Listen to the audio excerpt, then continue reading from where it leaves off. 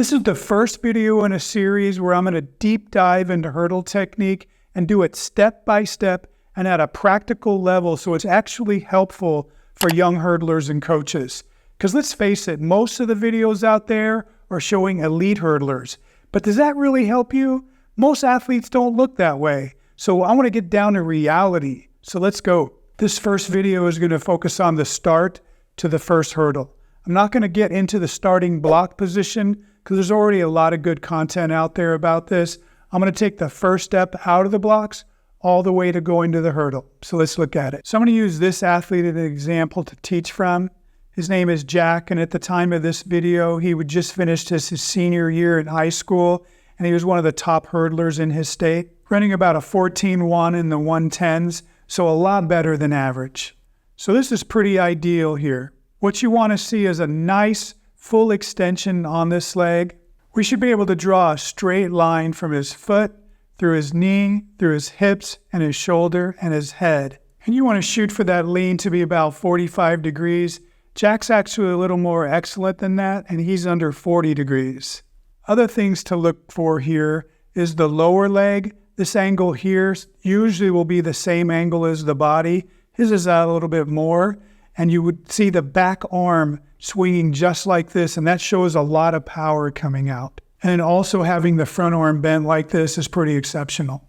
Then as we advance, we can see him coming down with his first step. Let me say up front that ideal technique for anything related to hurdling, including running up to the hurdles, is something that takes a while. I'm going to show you ideal technique, but I'm also going to show you some more realistic things. So if you're not doing really well at first, don't be hard on yourself. Give it time and keep working at it. You'll get it. He struck the ground really nicely on the balls of his foot.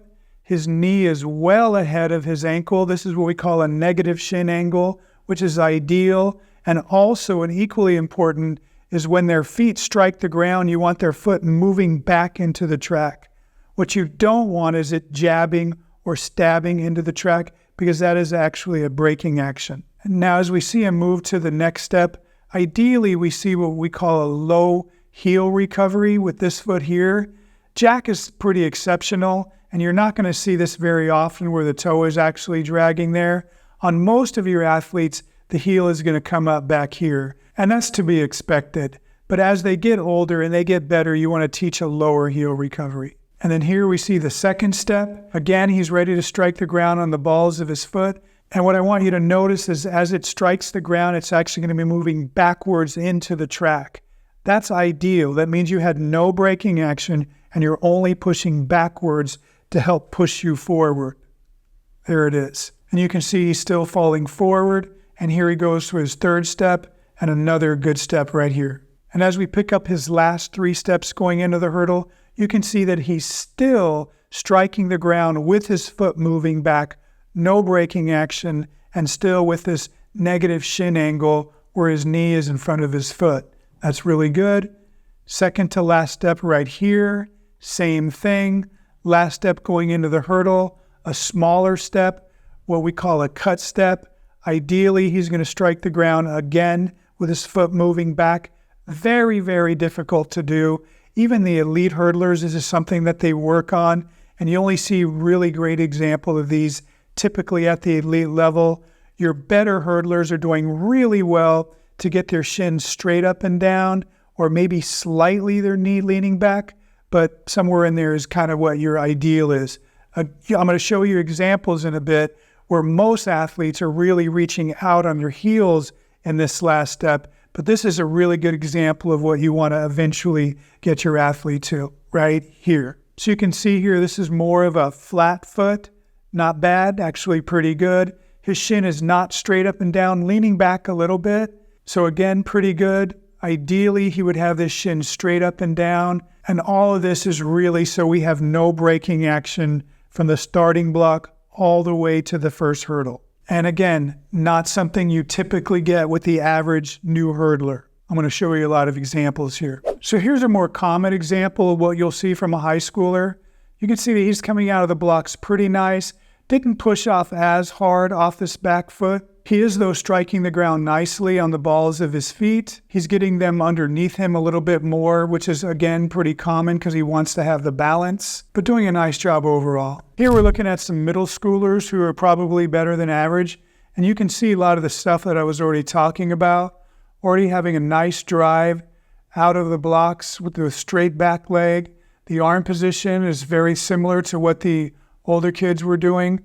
So we can see here that it's not something that's that uncommon. But you can also see that they're already on their second and third steps starting to get their foot underneath them for balance. This is the kind of thing that you can expect with a younger athlete.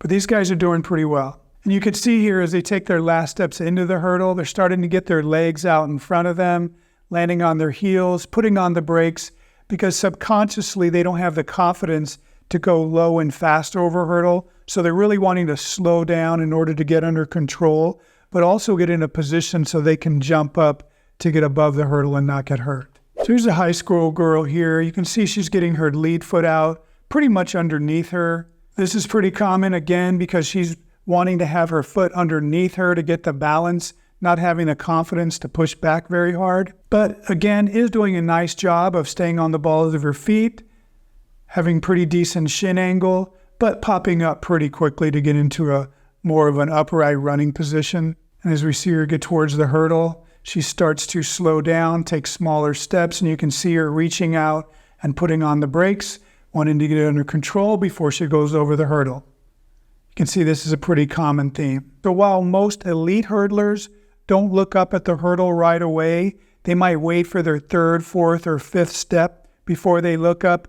Most young hurdlers will look up right away. Here's a common example of a pretty good young hurdler, but you'll notice right after his first step, he already has his eyes at the hurdle. This is something you can expect. He's also reaching out and getting his feet underneath him a little bit too soon, but he's still doing a really nice job of landing on the balls of his feet with his foot moving back as he goes into the track. So this is actually pretty good here. So here he is coming in with his last steps into the hurdle, and we can see that he's doing a good job of still bringing his foot moving back, not wanting to land on his heels, and here doing a really nice job, have his foot underneath him, striking the ground on the balls of his foot, and when he hits his heel there, he's got his shin actually leaning forward, so doing a really good job of not putting on the brakes before he goes in the hurdle. In most cases, your hurdlers are going to take 8 steps to the first hurdle. Sometimes they're going to take more and sometimes they're going to take less. The only time you want them to take more, like 9 or 10 steps, is in exceptional situations, like maybe they have really short legs or they just don't have a lot of speed or a combination of both.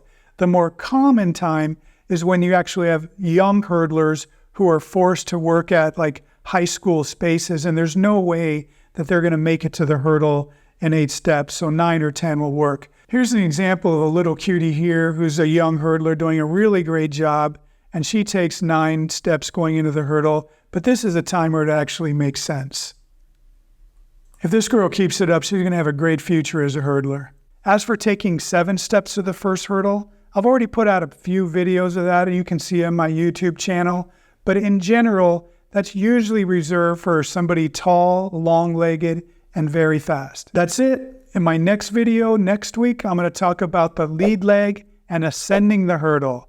I'm going to bring up something that might be a little controversial, so you won't want to miss it. If you'd like me to analyze your video to help you become the fastest hurdler possible, I've got 2 options for you. One, you can send them in for a chance at a free video review.